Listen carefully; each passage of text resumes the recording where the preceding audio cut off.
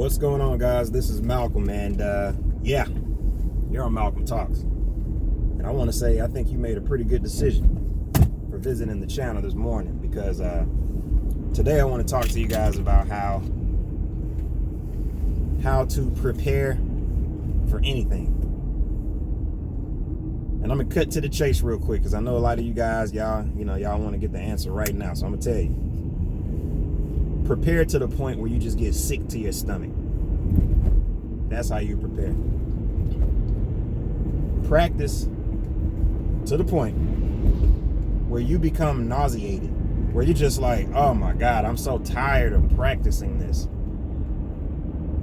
That's how you become perfect almost with it. That's what the greats do. See, a lot of times we think that we can practice something and you feel like you got a pretty good understanding. So you're like, I feel pretty good about it. I practiced like 5 times.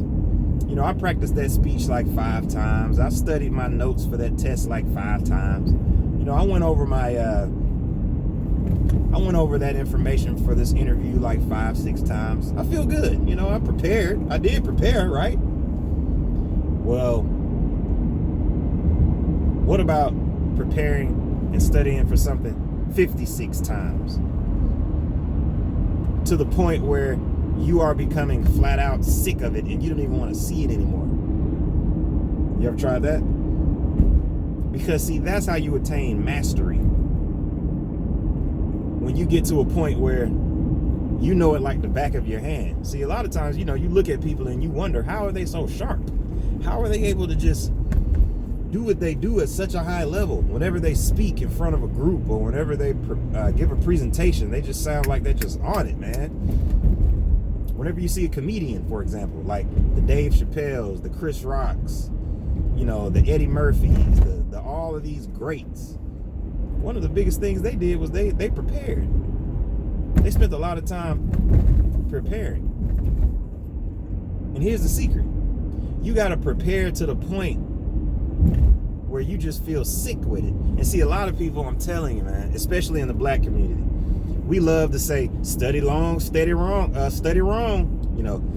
as in, if you study for a long period of time, you're doing the wrong thing, because you can overstudy. There's no such thing as overstudying. There's no such thing, guys. I want you to really think about how stupid that is. How can you over prepare for something? Now, don't get me wrong. There is always a clock that's ticking, right?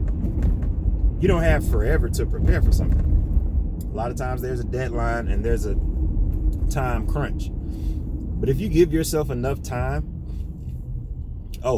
you got enough time to study ad nauseum, to the point where, you know what you're talking about backwards and forwards. So I want to encourage you guys to do that. Start preparing as if your life depended on it. Start preparing instead of going over something 5 or 6 times. How about you go over it 17, 18, 19, 26 times? How about you go over it 48 times? How about you do that for a span of 5-6 days and then watch your results? See, somehow we got made to believe that things are easy, but it's not. Just get that out of your head. A lot of people got really thick skulls, man, and they just don't want to know the truth. They're like, nah, man, it can't be that hard, man. You know what I'm saying, man? Like, it's got to be an easier way. Keep trying. Keep looking around. Tell me what you think. Tell me what you find. See, because when you prepare the way I'm trying to tell you, when you prepare like that, like, let's just say you want to read some notes or something to prepare for a meeting. And you read over the notes once and you make highlights, things like that. Did you read and did you prepare? Yes, you did. But are you prepared? See, it's a difference, because that's more of a sliding scale, right? I mean, you could be somewhat prepared, but then you could have mastery on the other end of that.